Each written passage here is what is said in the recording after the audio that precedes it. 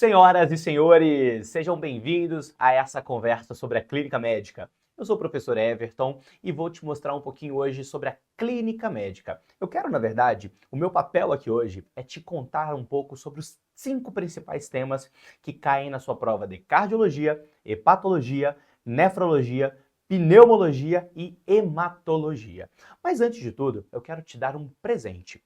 Você sabe, mas não custa lembrar que nós do Grupo Mediaula sempre mapeamos as provas de residência e a gente gosta de te entregar uma análise estatística. Então, nesse começo de conversa, eu quero exatamente te mostrar a nossa estatística de cada uma dessas especialidades. Então, olha que interessante. Começa com a gente na parte de cardiologia. A gente sabe que cardiologia cai muito na sua prova. Prova sim, prova também vai cair cardiologia. E dentre a cardiologia, o tema mais abordado e o tema que é muito simplório para você estudar, talvez na prática não seja bem assim, mas na tua prova é muito simples. É o tema de taquiarritmias. Então eu quero que você grave muito bem e eu, neste momento, irei falar com vocês sobre taquiarritmias. Tira um print e grava aí, que é o seu nosso presente na parte de cardiologia. Além disso, dentro da parte de hepatologia. Galera, hepatologia vem aparecendo com muito mais intensidade na sua prova. E eu quero te lembrar que a cirrose hepática e as suas complicações, hipertensão portal, disfunção hepatocelular, são temas frequentes na tua prova. Além disso, a nefrologia. Pessoal, dentro de nefrologia existem temas mais complexos e temas mais simples. Por exemplo, os distúrbios hidroeletrolíticos e ácido-base, que caem com frequência na tua prova e a gente vai aproveitar para comentar aqui hoje sobre o potássio. Quase chegando no fim, a pneumologia. A pneumologia também aparece com frequência na sua prova. É importante que você não deixe de levar o tema de DPOC, o tema de pneumonias adquiridas. Mas hoje eu quero te falar de um tema simples, que não dá para errar, que é o tromboembolismo pulmonar. E fechando a parte de estatísticas, a nossa aula de hematologia. Galera, hematologia é igual a anemias na sua prova. Você tem que lembrar, você tem que saber. Tira um print e vamos começar com tudo aqui falando da cardiologia. Começamos então? Maravilha. Galera, o tema da vez é taquiarritmias. Galera, taquiarritmias na tua prova é um pouco, na verdade é muito mais fácil do que na tua vida. Taquiarritmias na prova, eu preciso que você saiba uma única coisa, que é isso aqui. Toda taquiarritmia instável é igual a cardioversão. Everton, qual que é a diferença de cardioversão e desfibrilação? Lembra disso, cardioversão e desfibrilação são feitas no mesmo aparelho, aquele desfibrilador que você vê no filme que você assistiu aí na sexta-feira à noite, aquele desfibrilador que tem na sala de emergência da tua UPA. Mas a diferença principal entre elas é que a cardioversão é sincronizada com o QRS. Se você já teve a oportunidade de cardioverter um paciente, você percebe que ao carregar o choque, eu cardioverto o paciente, ele tem um delay, ele tem uns segundos de espera, que é exatamente quando o aparelho sincroniza com o seu complexo QRS e aí ele dispara o choque. A desfibrilação não. Ao desfibrilar o paciente, ele dispara imediatamente, porque é exatamente esse o conceito. Cardioversão sincronizado com QRS, desfibrilação é exatamente a hora que eu aperto. E quando eu uso um, quando eu uso o outro? Eu desfibrilo o meu paciente lá do ACLS, o meu paciente que tem um ritmo de parada, que é um ritmo chocável, basicamente a fibrilação ventricular e a taquicardia ventricular sem pulso. E a cardioversão, Everton, para todas as outras que são instáveis, todas as outras arritmias instáveis é igual a cardioversão. Muito bem, entendi perfeitamente que quando eu estou diante de uma taquicardia instável, eu vou cardioverter. Mas o que seria o paciente instável? O paciente instável nada mais é do que o paciente que você vai lembrar de cabeça, coração, pulmão e circulação. Então lembra comigo aqui que o meu paciente que tem dor torácica, congestão pulmonar, hipotensão e síncope, então cabeça, coração, circulação e pulmão, ele está diante de uma instabilidade. Esse paciente eu não estou nem aí para eletrocardiograma, eu não estou nem aí se ele tem ou não tem casa de pau a pique ou cachorro em casa. Eu vou cardioverter o meu paciente e vida que segue. Esse parece um conceito simples, mas é o que mais aparece na tua prova, então não deixe de saber. Ok? Everton, beleza. E o que seria aí essas taquiarritmias que podem aparecer na sua prova? Eu te mostro, mas lembra, instabilidade é igual a cardioversão. E frente a um paciente que talvez não esteja estável, o que a gente vai fazer? É isso que eu quero te contar agora. Olha esse eletrocardiograma. Esse eletrocardiograma ele é muito interessante. Ele é um padrão que aparece na sua prova com alguma periodicidade. Percebam que eu estou diante de uma taquiarritmia de QRS alargado, que tem um padrão que a gente chama de padrão em serpentina. Percebam que eu tenho QRS de alta voltagem e QRS de baixa voltagem. Olha que interessante. Ele faz exatamente um padrão de serpente. Parece que eu tenho duas pontes, uma de um lado, outra do outro, e eu torci essa ponte. E é exatamente isso. Então, essa é um torsade points, ou torsada poar, do jeito que você quiser falar. Como que eu trato esse paciente? Esse paciente tem uma característica diferente. Esse paciente responde muito bem a sulfato de magnésio, e é essa a proposta terapêutica. Adiante, eu estou diante de um paciente que tem um ataque de arritmia de QRS alargado. É muito típico de cenários de emergência. Tem um ataque de arritmia de QRS alargado, que a gente conhece como taquicardia ventricular, porque é de QRS alargado, monomórfica, porque todos têm exatamente a mesma conformatura.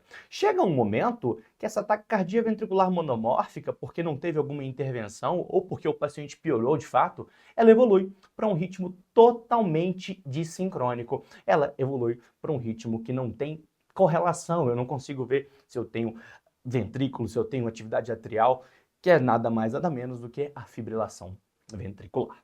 Aqui eu estava diante de um ritmo de taquicardia ventricular, lá eu estou diante de um ritmo de fibrilação ventricular. Muito bem, adiante, olha que interessante esse eletrocardiograma. Agora eu tenho um QRS estreito, um QRS que me fala de arritmias atriais ou supraventriculares. E, interessantemente, eu tenho ondas que se parecem muito entre si, ondas que parecem um serrote, ondas que parecem uma onda F do flutter atrial. Este é o flutter atrial, uma arritmia extremamente comum também, que aparece na tua prática e responde muito bem à cardioversão a cargas bem baixinhas, 50 joules, consegue reverter esse paciente. Na sequência, eu estou diante de uma arritmia da mulher jovem, chega com muita intensidade na tua frente no pronto-socorro. Essa paciente tem uma batedeira no peito, chega com 180 de frequência cardíaca. E você já sabe qual que é o diagnóstico. Você sabe que estamos diante de um grupo de arritmia chamada de taquicardia paroxística supraventricular. Aqui é muito legal de tratar, porque a gente tem a primeira opção que nem farmacologia não usa. Nós lembramos, manobra de Valsalva. Eu posso simplesmente massagear o seio carotídeo dos meus pacientes, mas eu posso também fazer manobra de Valsalva modificada, que é baseada em assoprar um êmbolo de seringa e depois elevar os membros inferiores. Não resolveu, na maioria das vezes não resolve, infelizmente, o paciente retorna, ele pode até reverter para o sinusal, mas ele retorna em arritmia, eu preciso fazer drogas. E a droga de escolha aqui nada mais é do que a adenosina.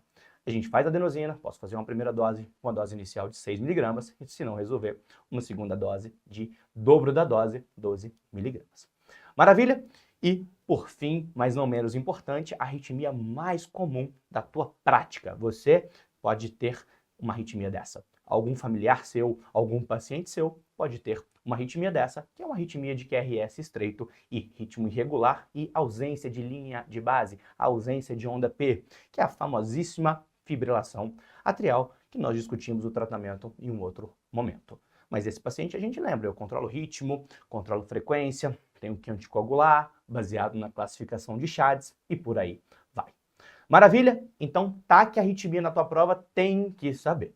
Olha essa questão de prova. Everton, eu não sei ler esse idioma. Não interessa. Olha que interessante. Estou diante de um eletro, mas eu tenho uma pressão de 80 por 40. Se eu tenho uma pressão de 80 por 40, o tratamento é cardioversão. Eu sei que aqui eu estou diante de um flutter atrial e, por essa razão, a carga menor é a minha resposta. Maravilha? Então, cardiologia é isso. Taquiarritmia você tem que saber. Eu queria te lembrar dos tópicos principais. Maravilha? Vamos dar sequência? Então agora vamos para hepatologia. Vamos estudar o fígado dos nossos pacientes. Olha que interessante, uma fotinha de evolução da doença hepática. Nós percebemos aqui um fígado normal, o meu e o seu. Esperamos que esteja assim, que evolui para fibrose, que evolui para cirrose e evolui para o carcinoma hepatocelular. Essa é a evolução de um paciente que evolui para carcinoma, exceto se ele tem um vírus de DNA, um vírus que tem uma característica de mutação intracelular, que pode bypassar a fase da cirrose e da fibrose já ir direto para o carcinoma. Mas esse não é o motivo da nossa discussão agora. O que nós queremos lembrar neste exato momento é que eu estou diante de um fígado comprometido. O fígado comprometido por cirrose, a gente lembra que ele cria traves de fibrose, uma vez que eu tenho várias agressões crônicas. Então eu faço uma agressão, ele até regenera, mas quando eu crio travas de fibrose, como essa foto que aqui eu te mostro, eu fecho um pedaço de circulação e aquela região, infelizmente, nunca mais irá se regenerar. Por essa razão, um fígado que é repleto de travas de fibrose, ele faz uma das principais complicações da cirrose hepática, que é a hipertensão dentro da veia porta. E é sobre isso que eu queria te falar. Se eu tenho uma hipertensão dentro da veia porta, o sangue tem muita resistência a passar naquele fluxo, e aí cursa com várias manifestações sistêmicas. Everton, só me lembra aqui, eu tenho a hipertensão porta, mas qual que é outro grupo de classificação de doença dentro da cirrose hepática? Eu tenho as disfunções hepatocelulares, meu paciente não metaboliza estrógeno, meu paciente faz hipoalbuminemia, o meu paciente faz telangiectasias, meu paciente faz outras alterações, mas aqui eu quero me ater à hipertensão porta. Se não passa sangue dentro da porta, eu começo a ter sangue agarrado na região esofágica. E aí eu posso criar varizes esôfago-gástricas que frequentemente rompem e fazem com que o seu paciente chegue à emergência com hemorragia digestiva alta. Se o sangue tem dificuldade de descer, ele também tem dificuldade de navegar do baço para a região hepática. O meu baço cresce e fica com esplenomegalia. Se eu tenho muito fluxo sanguíneo dentro das veias do abdômen, um momento ela vai aumentar a sua pressão intravascular e vai extravasar por terceiro espaço, causando ascite, que é uma das complicações inerentes à hipertensão porta. Muito bem, olha lá, aqui eu tenho uma esplenomegalia, aqui eu tenho uma circulação colateral, obviamente, se o sangue não passa por esse caminho, eu vou criar caminhos alternativos, e aqui eu tenho uma ascite clássica. Existem outros sinais, isso aqui é só para você lembrar, eu posso palpar uma cabeça de medusa, que seria a minha circulação colateral, eu posso ver um frêmito próximo dessa região que eu te aponto, que significa aquela clássica vesícula de Cuvelier-Baumgarten, que não vem ao caso, não precisa se preocupar com isso nesse momento. Mas entenda o conceito, se o sangue está agarrado na região da veia porta, eu tenho dificuldade desse sangue passar e eu posso cursar com manifestações sistêmicas decorrentes disso tudo. Maravilha, mas a manifestação sistêmica que eu quero te falar é uma clássica que chega no teu pronto-socorro. Já te conto. Mas o diagnóstico disso sai por exame de imagem. O exame de imagem como ultrassom, elastografia, e eu posso avaliar a diferença, o gradiente de pressão entre a porta e a veia cava inferior. Maravilha? Muito bem. Então, uma vez que eu sei fazer o diagnóstico, eu entendi que eu estou diante de uma hipertensão porta vista por elastografia, eu posso lembrar que uma das principais complicações desse paciente é exatamente isso aqui. Ele cria varizes, olha só, uma foto de uma endoscopia mostrando varizes no esôfago. E vez ou outra, essas varizes, se não bem tratadas, podem aparecer com isso aqui. Podem romper, podem sangrar e isso ceifar a vida dos nossos pacientes. Por essa razão, é importantíssimo que eu saiba manejar esses pacientes na nossa prática e que vocês saibam manejar essa paciente na sua prova. E é isso que eu quero te falar nesse momento. Estou diante de uma varize esofágica que sangrou. Como que eu vou abordar essa varize esofágica? Primeira coisa, pessoal, eu não sei se isso é uma varize esofágica. Pensa só o cenário, você está lá resenhando com seus amigos no plantão e chega um paciente vomitando sangue. Eu não sei se eu estou diante de uma varize, se eu estou diante de uma úlcera, se eu estou diante de uma malorivaes, eu não sei disso. Então a minha primeira conduta é estabilizar o paciente, não é chamar o endoscopista. Estabiliza o teu paciente. Hidratação, noradrenalina, pega uma veia calibrosa, estabiliza o teu paciente. Segundo ponto, eu lembro que eu não sei se isso é uma varize. Se eu não sei se é uma varize, eu vou pensar na causa mais comum, que é a doença ulcerosa péptica. A doença ulcerosa péptica é tratada com inibidor de H+, inibidor de bomba de próton, que são os prazol, omeprazol, pantoprazol, lembrando que dose cheia, dose venosa e dose dobrada. Omeprazol 40 mg, EV de 12 em 12 horas, por exemplo. Muito bem. Agora, uma coisa que eu preciso me atentar é que se eu estou diante de um paciente que tem uma hemorragia digestiva alta e ele tem estigmas de doença hepática, por exemplo, é um paciente que tem uma carga etílica muito intensa, é um paciente que já vem com muita ascite, é um paciente que tem telangiectasias, ginecomastia, hipoalbuminemia, é um paciente que interna frequentemente para fazer paracentese de alívio. Eu tenho que lembrar que esse paciente tem estigma de hepatopatia. E se eu estou diante de estigma de hepatopatia, eu tenho que associar 3 drogas. Quais são isso? Além do prazol, eu tenho que lembrar que esse paciente tem uma sobrecarga muito intensa na sua veia porta. Então eu preciso usar alguma medicação que faça vasoconstricção esplâncnica, ou seja, diminua o retorno de sangue para essas estruturas. E essas drogas são terlipressina ou octreotide. Bacana? Mas eu também tenho que lembrar que esse paciente com cirrose, ele tem uma disfunção imunológica. Ele não tem proteína circulante. Se ele não tem proteína circulante, ele vai ser um imunossuprimido. Se ele vai ser um imunossuprimido, eu preciso lembrar de fazer profilaxia de peritonite bacteriana espontânea, que é com ceftriaxona. Maravilha? E aí, pessoal, nós vamos pensar se eu preciso ou não fazer hemocomponentes, solução cristalóide a gente já fez, soluções coloides é o momento. Vou fazer sangue, vou fazer plasma, vou fazer plaqueta e por aí vai. Maravilha? Entendemos que esse paciente vai usar 3 drogas se ele for hepatopata.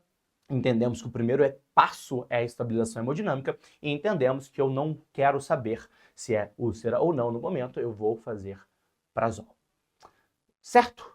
Tratei o meu paciente, tratei clinicamente, e aí, de fato, o próximo passo é descobrir a fonte. Então, eu vou fazer uma endoscopia em até 24 horas para fazer o tratamento definitivo, que vai passar por ligadura elástica ou química.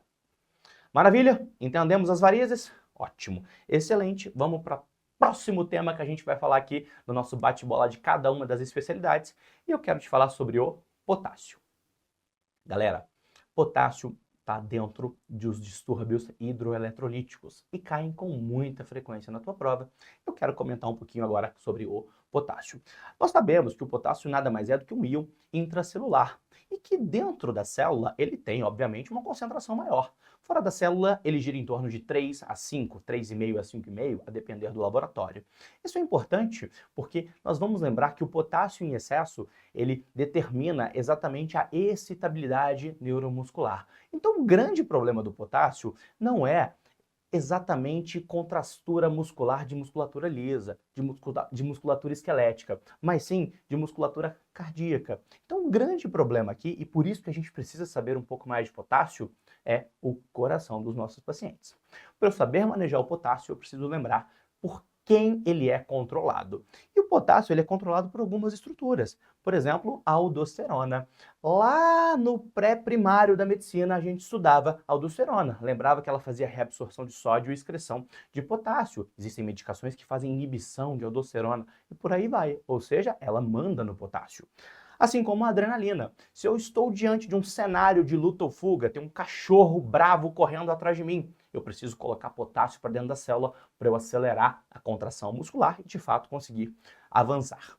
Muito bem? Além disso, eu tenho que lembrar da insulina. A insulina coloca o potássio dentro da célula. E, por favor, entenda que se a insulina coloca o potássio para dentro da célula, é por essa razão que nós fazemos glicoinsulina no manejo da hipercalemia. Simples assim. E por último, mas não menos importante, eu tenho o pH alcalino. Se eu estou diante de um pH alcalino, o meu corpo quer transferir H+, então sai H+ de dentro da célula, para o equilíbrio acontecer, o potássio entra. Ok?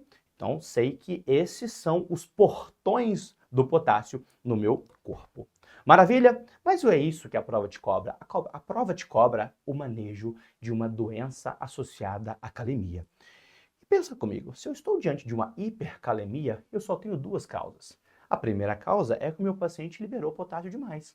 E a outra causa é que meu paciente não joga potássio para fora, ele está retendo potássio demais. O que seria uma liberação de potássio?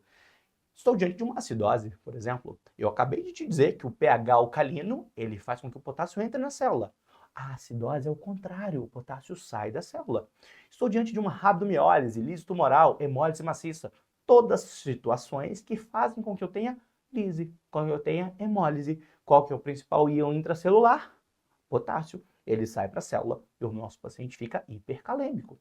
Simples, por isso que eu te dei o slide anterior. E a retenção? Por que ela acontece? Lembra que quem controla a parte renal, a parte do potássio, quem joga o potássio para fora é a parte renal. Já dei o gabarito de antemão para vocês. Então, se o meu rim não funciona tão bem, o meu paciente pode evoluir para hipercalemia. Se eu tenho uma aldosterona que não funciona, se eu tenho um rim que não funciona, se eu tenho um inibidor, ela também não vai funcionar. Então, essas são as causas de hipercalemia, são as causas mais importantes. Tá bom, mas o que acontece se o meu paciente de fato tem uma hipercalemia? E isso aparece na sua prova, então um ponto de atenção aqui para nós. Olha só, eu te disse que eu não estou preocupado com cãibra, com tetania, eu estou preocupado com o eletro desse paciente. Fraqueza muscular é interessante, tem que abordar, mas não é isso que a prova te cobra. A prova te cobra é isso aqui, o eletrocardiograma do paciente com hipercalemia. Pensa comigo, se eu estou diante de uma hipercalemia, é muito simples, são duas coisas que acontecem. A onda T vai aumentando gradativamente e o QRS vai alargando gradativamente, à medida que eu subo os níveis séricos de potássio. Então olha que interessante, eu começo a subir a onda T de tatu e eu começo a alargar o complexo QRS. E é por isso que a gente fala da famosíssima onda T. Entenda que aqui acontece na hipercalemia. Muito bem, Everton, estou muito preocupado com esse potássio, como que eu vou de fato tratar o potássio do paciente? Primeira coisa que nós vamos fazer, galera, não é tratar o potássio. O que eu vou fazer? Chamar o preceptor? Não. A primeira coisa que a gente tem que fazer é tirar o paciente do problema. Se ele tem um eletrocardiograma alterado, a primeira medida é gluconato de cálcio. O gluconato de cálcio ele estabiliza a membrana do cardiomiócito e faz com que o meu paciente tenda a evoluir menos para disfunções arrítmicas associadas à hipercalemia. Simples assim. Agora, pergunta clássica de prova. Quanto de potássio que essa medida abaixa? Absolutamente nada. Ela só serve para estabilizar a membrana do cardiomiócito. O potássio, se era 6, vai continuar sendo 6. E se não reverter a causa, ele vai tender a subir. Essa é a primeira medida. Primeira medida, não altera o nível sérico de potássio. Agora, a segunda medida, sim. Pensa comigo aqui, como eu vou fazer para reduzir o potássio? Eu posso ou jogar potássio para fora da célula, ou eu posso, para fora do corpo, ou eu posso jogar potássio para dentro da célula. O que eu tenho que fazer é tirá-lo da circulação. Ou é para fora do corpo, ou é para dentro da célula. E é isso que a gente tem que lembrar. Eu posso fazer a insulina. Lembra que eu te disse que a insulina faz com que o potássio entre dentro da célula? Mas se eu faço apenas insulina para o meu paciente, ele vai fazer hipoglicemia. Ótimo, reduziu o potássio, mas ele teve uma parada cardíaca porque ele fez hipoglicemia. Não resolveu. Por essa razão, eu associo a glicose e faço a solução de glicoinsulina. Outra opção, como eu te disse que a adrenalina joga potássio para dentro da célula, é usar um beta-2 agonista. Eu faço 10 jatos de salbutamol, por exemplo, justamente para colocar esse potássio dentro da célula. Agora, cuidado. Essas medidas são ótimas. Tira o meu paciente do cenário crítico, mas não abaixa, não joga o potássio para fora do corpo. Eu só tenho entrada de potássio para o intracelular. E é possível que ele saia na sequência. Então eu preciso pensar em alguma estratégia que vai, de fato, espoliar o potássio, que vai jogar o potássio para fora. E essa estratégia nada mais é do que a furosemida para fazer perda renal, ou o poliestireno sulfonato de cálcio, que é uma resina de troca para fazer perda digestiva. Aqui eu não estou jogando potássio para a célula, eu não estou armazenando potássio, aqui de fato eu estou jogando o potássio para fora, seja por via renal, seja por via digestiva. Maravilha? Olha lá, se eu não consigo resolver com toda essa artimanha, com todo esse aparato, eu vou pensar que o meu paciente tem uma hipercalemia refratária. E se eu estou diante de uma hipercalemia refratária, o tratamento é hemodiálise. Aproveitando que eu te digo de diálise, eu quero te relembrar um tópico que vem aparecendo na sua prova, que é a hemodiálise. A diálise. Galera, seguinte, hemodiálise nada mais é do que substituir agudamente as funções de gravidade do rim. Filtrar o sangue de forma aguda, já que o rim não está funcionando. E uma coisa, um assunto que cai com mais frequência na tua prova são as indicações de hemodiálise de urgência. Pensa comigo, o rim tem algumas funções importantes. E uma dessas funções é a filtração. Uma dessas funções é a eliminação de substâncias tóxicas. Então, quando eu tenho uma filtração que não funciona ou uma eliminação de substâncias tóxicas que não funciona, ou seja, refratárias, eu preciso indicar hemodiálise. E é muito simples, olha lá, se eu estou diante de uma hipervolemia, o meu paciente bebe 2, 3, 4 litros de água, mas ele não urina. Todo dia ele retém 4 litros. Ele vai ficar hipervolêmico e eu posso precisar de hemodiálise. Uma hipervolemia refratária é uma indicação. Outra indicação, o potássio. Já fiz poliestireno sulfonato de cálcio, já fiz furosemida, já fiz glicoinsulina, já fiz beta-2 agonista, não consegui resolver. Estou diante de uma hipercalemia refratária. Outra situação, uma acidose metabólica. Tudo isso refratário é indicação de hemodiálise. Outro critério que a gente vai lembrar, além da refratariedade, é o meu paciente urêmico. Se eu estou diante de uma uremia, nós vamos lembrar que existem algumas disfunções orgânicas associadas à uremia. Uma delas é uma disfunção plaquetária. O meu paciente pode fazer distúrbios graves de coagulação. Outra delas é encefalopatia urêmica. Outra delas é a pericardite urêmica. Se eu estou diante de qualquer um desses critérios, eu preciso pensar em dialisar o paciente. E por último, eu tenho que te lembrar que a diálise resolve refratariedade e uremia, mas ela não resolve nada de distúrbio crônico. A diálise não resolve anemia. A diálise não vai fazer com que o rim produza eritropoetina. A diálise não vai fazer com que ele produza melhor o metabolismo de vitamina D. Ele não resolve osteodistrofia, ele não resolve aterosclerose e não resolve dislipidemia. Ou seja, refratariedade e uremia franca são as nossas indicações de diálise de urgência. Maravilha? Então, falado da parte renal, vamos seguir aí para mais um tópico. Vem comigo. Quero te falar sobre pneumologia agora, para a gente quase finalizar esse nosso bate-papo de clínica médica. E dentro da pneumologia existem vários temas, e eu escolhi falar com você sobre tromboembolismo pulmonar, que é um tema simples e que cai na sua prova. Eu quero basicamente que você grave comigo um fluxograma de manejo do tromboembolismo pulmonar. Maravilha? Então olha lá, tromboembolismo pulmonar, a gente sabe o que é, mas qual que é a clínica? O que esse paciente se apresenta? Ele pode se apresentar com dor torácica, ele pode se apresentar com uma tosse sanguinolenta, que a gente conhece como hemoptise, ele pode se apresentar com sibilo, ele pode ter taquidispneia. Mas isso, dor torácica também aparece em 1 milhão de condições. Hemoptise, 1 milhão de condições. Taquipneia e dispneia, todo mundo tem. Mas a diferença mais importante aqui é o que eu subo para você nesse exato momento. Isso é súbito no tromboembolismo pulmonar. É um paciente que estava indo muito bem, obrigado, e tem um caráter súbito de dor torácica e hemoptise. É um paciente que estava indo muito bem, obrigado, e teve um ataque de dispneia súbita.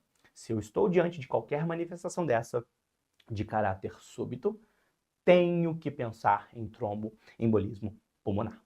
Muito bem.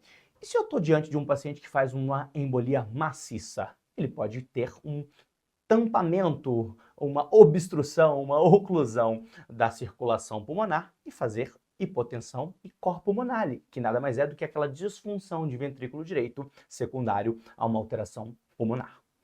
Muito bem. O que eu vou pensar de exame complementar para fazer diagnóstico de embolia pulmonar?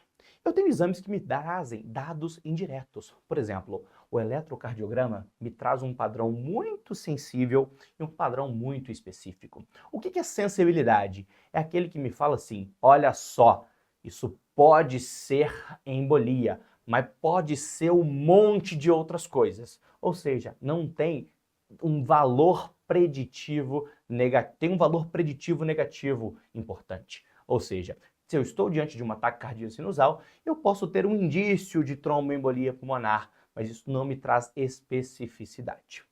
Agora, eu posso ter o padrão S1Q3T3, que aí sim estou diante de um padrão mais específico para tromboembolismo pulmonar, que eu te mostro nesse eletro. Olha lá, tenho onda S em D1, tenho onda Q em D3 e tenho inversão de T em D3. Ok? Muito bem, obrigado. Eu também tenho exames que me dão indícios de imagem acerca do tromboembolismo pulmonar. Por exemplo, o ecocardiograma pode me mostrar disfunção de ventrículo direito. Isso não é bom, isso me traz indício de pior prognóstico.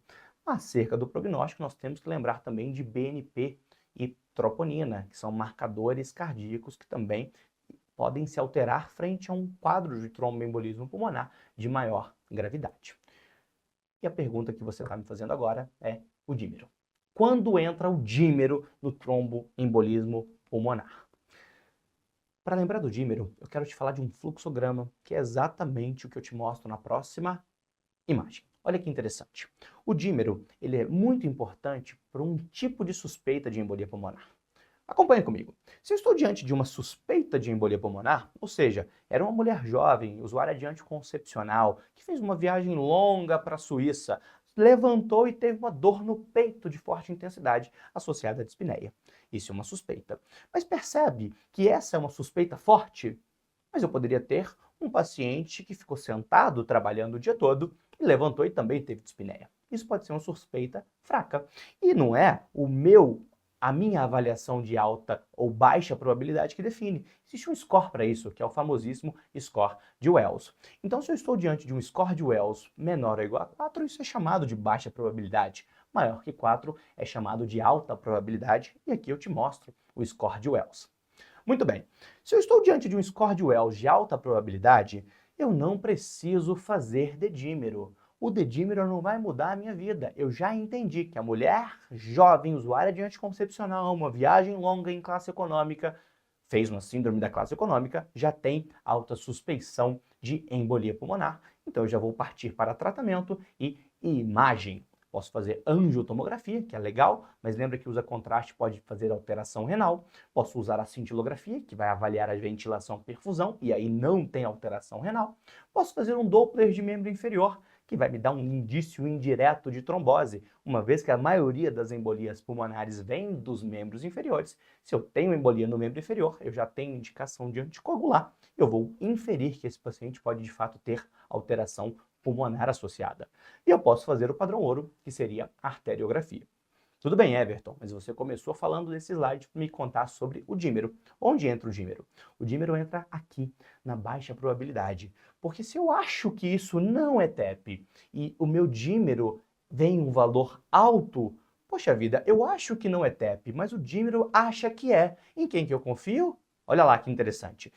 O Wells baixo, eu acho que não é TEP. O dímero acha que não é TEP? O que é isso? Isso não é TEP. Agora, eu acho que não é TEP. O Wells baixo. O dímero acha que é TEP. Em quem eu confio?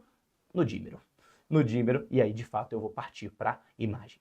Ok? Então o dímero entra para gente na suspeita baixa de tromboembolismo pulmonar com valores elevados, que de fato eu vou partir para valores de imagem para tirar o meu diagnóstico.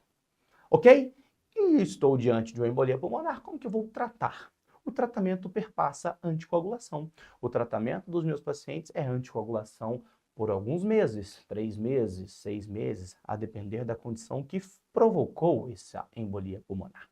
E a anticoagulação eu posso fazer com qualquer anticoagulante, sem nenhum conflito de interesse, mas eu posso fazer, por exemplo, com varfarina. Por que eu coloco a varfarina junto com a heparina aqui? Porque eu quero que você lembre que varfarina não atua imediatamente à sua prescrição. O paciente começa a usar varfarina, ele precisa fazer inibição da vitamina K, ou seja, eu preciso atingir o RNI de 2 e 3, justamente para eu entender que nesse momento ele está anticoagulado. Se eu estou diante de um RNI baixinho, o meu paciente não está anticoagulado. Se eu estou diante de um RNI elevado, o meu paciente está com o sangue ralo, entre aspas, podendo ter chances maiores de sangramento. E é por isso que eu coloco a heparina aqui, porque a heparina vai entrar nesse momento atuando até a varfarina chegar no RNI terapêutico e, de fato, o meu paciente poder seguir apenas com a varfarina. Ok? Mas eu também posso usar um novo anticoagulante, que já nem é tão novo assim, mas a gente ainda chama de novo anticoagulante, por exemplo, rivaroxabana, ou dabigatrana, ou apixabana, e por aí vai. E eu tenho que lembrar, se eu estou diante de um TEP, que cursa com disfunção ventricular, que faz disfunção de ventrículo direito, que faz instabilidade hemodinâmica, que positiva a troponina, que faz com que eu tenha, de fato, um TEP maciço, eu preciso lembrar que a trombólise é recomendada. Ok? Então é assim que a gente trata embolia pulmonar. E para finalizar agora, eu quero te falar sobre o último tópico da nossa conversa sobre clínica médica, que é o tópico da hematologia. E hematologia, eu te disse, é igual a anemias. Então, lembra comigo aqui da anemia ferropriva. Galera, anemia ferropriva me dá a seguinte clínica. Todo mundo lembra de síndrome anêmica. Palidez, astenia, prostração, o meu paciente pode ter cefaleia, pode ter angina em quadros mais críticos. Mas não é isso que cobra na tua prova. O que cobra na sua prova é que eu posso ter carências nutricionais. Se eu estou diante de uma anemia ferropriva, eu tenho carência de ferro. E eu tenho carências nutricionais que são específicas para o ferro. E eu tenho carências nutricionais que aparecem em qualquer condição. Por exemplo, glossite, queilite angular são carências nutricionais que aparecem em qualquer carência nutricional. Eu posso ter falência de qualquer nutriente e cursar com glossite e queilite angular. O que é glossite, Everton? É isso aqui, ó, uma inflamação da língua. O que é queilite angular? Aquela fissura no cantinho da boca. Mas eu ainda tenho que alterações específicas do ferro. Por exemplo, o meu paciente que tem perversão do apetite, que a gente chama de picacismo, nada mais é do que comer aquilo que não é alimentício. O paciente que come tijolo, a tua prima que lambe a parede, isso aí é perversão do paladar. Perversão de apetite, também chamada de picacismo, ok? Eu tenho também a colonica. Colonica nada mais é do que aquela unha em formato de colher. E tenho a disfagia, que é aquela famosa síndrome de Plummer-Vinson e Patterson-Kelly, que nada mais é do que uma membrana esofagiana cursada a partir da deficiência de ferro, com que o paciente cursa com disfagia de condução. Ok? Então, olha lá, glossite, queilite angular e coiloníquia. Tá certo, então. Entendi a clínica, entendi que tem uma história aí de carência de ferro. Mas eu tenho que entender um pouquinho mais sobre o ciclo do ferro. Everton, isso é aula de bioquímica, uma hora dessa, no último tópico? Não, não, não. Eu te dou o ciclo do ferro, pessoal, só para você lembrar de por que você pede transferrina, de por que você pede saturação de transferrina, por que você pede cinética do ferro. Olha que interessante. O ferro, pessoal, ele entra no nosso organismo e ele é absorvido lá no delgado proximal. Absorvi o ferro no delgado proximal e no duodeno e ele é carreado por alguém. Quem que carrega ferro é uma proteína transportadora de ferro chamada de transferrina. Essa transferrina pega o ferro e leva-o até a medula, que é a fábrica de produção de hemácia. Nós sabemos que o ferro é extremamente importante. Então ele chegou, é absorvido, ele é levado para a medula, que é a fábrica de hemácia, justamente para que a medula faça o processo de eritropoese e libere o reticulócito. Eu sei que uma parte desse ferro vai ser utilizado e eu já faço a produção do reticulócito imediatamente. Mas uma parte, uma vez que a gente sabe que o ferro é um íon muito nobre, ele não é desprezado. Entrou ferro no organismo, ele não sai, exceto se eu tenho um sangramento, exceto se eu tenho uma periodicidade de sangramento, como no caso das mulheres que têm o processo de menstruação e por essa razão podem ter ferropenia. Então entrou ferro no organismo do homem, por exemplo, ele não é eliminado. Ele é arquivado, ele é estocado na forma de ferritina. Então, eu não jogo o ferro para fora, ele fica ali estocado na forma de ferritina, ele pode voltar para a medula à medida que eu preciso desse ferro de novo para a produção de hemácia. Muito bem, produzi a hemácia, ela vive muito bem, obrigado, 90 a 120 dias, chega a um ponto que ela começa a ficar velha, ela começa a expressar algumas estruturas no seu citoplasma e o baço faz a hemocaterese. Os macrófagos esplênicos fazem a hemocaterese. Quando faz a hemocaterese, eu quebro de novo essa hemoglobina. Eu lembro lá que a hemoglobina é um grupo M com globina. Globina é proteína, vai ser reaproveitado em aminoácido. E o grupo M, que é ferro mais protoporfirina, o ferro, de fato, volta para este ciclo e perpetua a cascata. Ok? Então esse é o ciclo do ferro. É por isso que a gente dosa transferrina, é por isso que a gente dosa ferritina. Então como que fica, de fato, o laboratório do meu paciente com anemia ferropriva? Perceba que interessante. O meu paciente, ele tem uma alteração na cinética do ferro. E esse é um marcador que aparece de forma imediata no teu paciente. Porque antes de consumir o ferro sérico, a gente consome o estoque do ferro. A gente consome a ferritina. A ferritina abaixa substancialmente. Isso já é indício que o ferro vai acabar, mas ele está consumindo os estoques. Muito bem, mas eu começo a fazer um mecanismo de compensação. O meu corpo começa a aumentar a proteína carreadora. Ele entende, poxa, não tem ferro ou eu que não estou conseguindo transportar? Então a ferritina aumenta. Quando a gente lembra de ferritina, desculpa, transferrina aumenta. Quando a gente lembra de transferrina, a gente vai entender que dosar transferrina é muito difícil na prática clínica e caro. Então criou-se um índice que chama TBIC, que é a capacidade total de ligação do ferro. Eu até te mostro isso aqui em algum momento para você entender isso de fato. Mas aqui neste momento, eu quero apenas que você lembre que TBIC alto ele acompanha a transferrina. Se a transferrina sobe, o TBIC também sobe. Então a cinética do ferro aqui é ferritina baixa, TBIC e transferrina altos. O que mais que eu tenho aqui? O ferro sérico baixo. O ferro sérico baixo, ele aparece numa fase mediana para tardia. Eu já consumi a ferritina, eu também vou abaixar o ferro sérico. E eu ainda tenho um índice, que eu também posso te explicar, mas não quero que você se atenha a isso nesse momento, que é o índice de saturação de transferrina. O índice de saturação de transferrina, tal qual o TBIC acompanha a transferrina, o índice de saturação de transferrina, também chamado de IST, acompanha o ferro sérico e a ferritina aqui. Eles caem conjuntamente.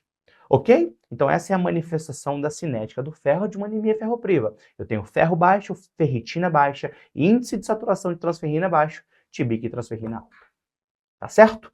E dentro da parte do hemograma, eu tenho uma anemia que na fase inicial pode ser normocítica e normocrômica, mas em uma fase tardia ou uma fase clássica, ela vira microcítica e hipocrômica, uma vez que um dos principais componentes da hemoglobina é o ferro. Se ele não está ali, a hemácia fica pequena e sem cor. Eu também vou lembrar que eu começo a produzir células de tamanhos diferentes. Algumas são pequenas e sem cor, outras são normais, outras são antigas e por aí vai. Isso altera o tamanho das minhas hemácias, fazendo um índice que a gente chama de anisocitose.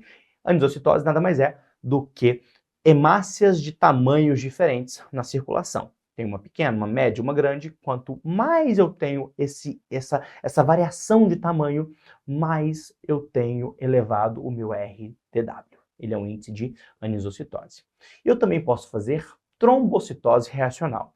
A gente vai lembrar que a célula tronco-hematopoética que produz hemácia, que produz o eritrócito, ela também produz a plaqueta. Se ele não consegue produzir eritrócito, essa célula é desviada para o metabolismo plaquetário e o paciente pode fazer plaquetose reacional.